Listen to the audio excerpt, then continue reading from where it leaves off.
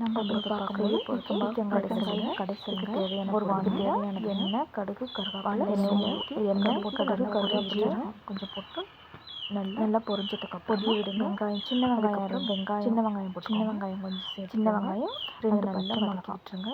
இது மட்டும் போட்டு நல்லா வதக்காளி, அதுக்கப்புறம் தக்காளி, உப்பு தேவையான உப்பு போட்டு நல்லா வதக்கி விடுங்க. தக்காளி நல்லா குழைய வதங்கணும். நல்லா குழைய வதங்கினதுக்கப்புறமா இந்த கண்டிஷனில் இருக்கவங்க அதுக்கப்புறம் மிளகாய்த்தூள், கரம் மசாலாத்தூள், கொஞ்சமாக கொத்தமல்லி தூள் இதெல்லாம் போட்டு நல்லா கிளறி விடணுங்க.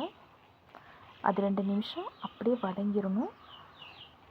நல்லா வதங்கின அந்த சூட்லேயே 2 நிமிஷம் வதங்கினதுக்கப்புறமா நம்ம அதில் பீக்கங்காய் சேர்க்கணுங்க. நல்லா வதங்க விடுங்க. வதங்கினதுக்கப்புறமா இந்த அளவு கண்டிஷன் வந்ததுக்கப்புறமா போடுங்க.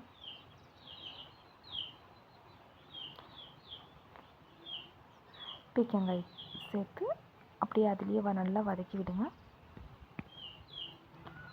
அதுக்கு தேவையான அளவுக்கு தண்ணி, இதுக்கு கடைசிங்கிறனால கம்மியாக தண்ணி சேர்த்துக்கோங்க.